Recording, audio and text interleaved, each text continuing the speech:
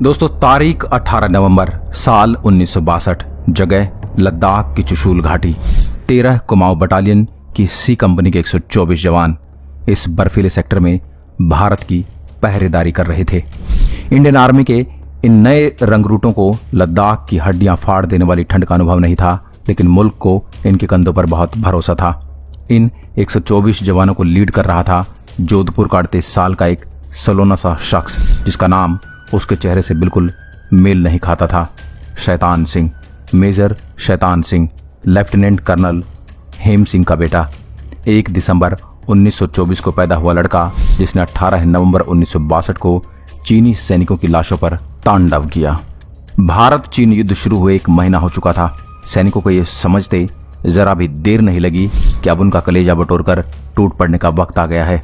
Major Shaitan Singh ने गोली चलाने का आदेश दे दिया। जहां कुछ देर पहले बुद्ध की मुस्कान सी शांति छाई हुई थी, अचानक पूरा इलाका गोलियों बमों की आवाज से गूंज उठा। मगर चंद मिनट बीतते ही भारतीय सैनिक समझ गए कि ये जाल है चीनी सेना का फैलाया हुआ। चीन की पीपल्स लिबरेशन आर्मी ने अपने सैनिक न भेजकर पहले कई याक के गोलों में लालटेन बांधकर उन्हें भारत की ओर भेजा था। उस अंधेरे में एक बार में समझना मुश्किल था कि सामने जानवर है या सैनिक। चीन ने ऐसा क्यों किया था? क्योंकि उसे पता था कि चुशूल घाटी पर भारत के पास बहुत सैनिक नहीं हैं और उनके पास हथियार तो और भी कम हैं। हमारे सैनिकों के उलट चीनी सैनिक लद्दाख की ठंड से लड़ने की पूरी तैयारी में थे। वो भारी तादाद में हथियार लाए थे। भारतीय सैनिक के पास जो बंदूकें थी वो सेकेंड वर्ल्ड वार के समय बेकार मान ली गई थी। उनके पास सिर्फ लाइट मशीन गन्स, LMG और 303 राइफलें थी। ये राइफल एक बार में एक ही गोली ताकती थी। भारत के 124 सैनिकों पर चढ़ाई करने के लिए चीन ने 3000 से ज्यादा सैनिक भेजे थे। सुबह करीब 5:30 बजे चीनी सैनिकों ने बंदूक और मोर्टार के साथ भारतीय सैनिकों पर हमला बोल दिया। मेजर शैतान सिंह ने अपने वायरलेस पर सीनियर ऑफिसर से मदद मांगी। उन्हें जवाब मिला कि अभी मदद पहुंचाए जाने की बिल्कुल गुंजाइश नहीं है और वो बाकी सैनिकों के साथ पीछे हट जाएं। उस समय इंडियन आर्मी की प्राथमिकता अपने जवानों की जान बचाना था। शैतान सिंह का दिल नहीं माना। चौकी छोड़ने का मतलब था हार मान लेना, और शैतान सिंह 18 नवंबर को हार मानने वाले नहीं थे। उन्होंने सैनिकों के साथ मीटिंग की। उन्होंने अलग अलग ग्रुप में बांटकर अलग अलग जगहों पर तैनात किया और फिर चीनी सैनिकों को मारना शुरू किया। बिना कवर के यूं एक दूसरे जगह जाने के चलते उन्हें कई गोलियां लगी। कुछ घंटों के बाद कई सैनिक शहीद हो चुके थे, लेकिन खून में सने मेजर शैतान सिंह की आंखें देखकर कोई सैनिक पीछे नहीं हटा। मेजर के बुरी तरह घायल होने पर 2 सैनिक उन्हें बर्फीली चट्टान के पीछे ले गए। नीचे जाकर मेडिकल हेल्प लेने को कहा, लेकिन मेजर ने मना कर दिया। उल्टा उन्होंने मशीन गन मंगाई।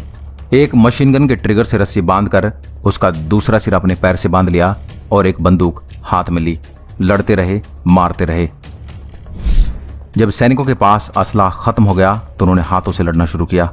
124 में से 114 जवान शहीद हो गए थे। उस दिन 5 युद्धबंदी बना लिए गए थे, जिसमें से एक की हिरासत में मौत हो गई थी, लेकिन हर कोई आखिरी दम तक लड़ा। नतीजा, रेजांग पास में चीन के 1300 से 1400 सैनिक मारे गए। मेजर शैतान सिंह और उनके जवानों ने ऐसी दिलेरी दिखाई कि 3 दिन बाद 21 नवंबर 1962 को सीज फायर का ऐलान कर दिया गया। बाद में पता चला कि रेजांग पास में है। चीन को सबसे ज्यादा नुकसान हुआ था। मेजर शैतान सिंह को कब मौत ने अपने आगोश में ले लिया नहीं पता चला। 3 से 4 महीने के बाद जब बर्फ पिघली और इंडियन आर्मी ने अपने सैनिकों के शव खोजने शुरू किए तो मेजर शैतान सिंह उसी चट्टान के पीछे मिले जमे हुए थे। उनके हाथ से मशीन गन की पकड़ ढीली नहीं हुई थी और दूसरी मशीन गन की रस्सी पैर में अब तक बंधी हुई थी। शहीद हुए 114 जवानों के शव भी वहीं मिले, टूटी हुई बंदूकों के साथ, लेकिन कोई भी अपनी पोस्ट छोड़कर भागा नहीं था। ये वो सैनिक थे जिन्होंने एक भी चीनी को घुसने नहीं दिया था। मेजर शैतान सिंह के पार्थिव शरीर का उनके होम टाउन जोधपुर में राजकीय सम्मान के साथ अंतिम संस्कार किया गया। बाद में उन्हें परमवीर चक्र से सम्मानित किया गया। साल 1980 के दशक में भारत सरकार के शिपिंग कॉरपोरेशन ने एक क्रूड ऑयल टैंकर को मेजर शैतान सिंह का नाम दिया था, जिसने 25 वर्षों तक भारत की सेवा की। यह कहानी 1962 में रेजांग लापर हुई घटना की, जिसने देश के 124 जवानों को अमर बना दिया। आज के लिए बस इतना ही। अगर वीडियो पसंद आए तो लाइक करिएगा और ऐसे वीडियो देखने के लिए हमारे पेज को फॉलो जरूर करें। जय हिंद।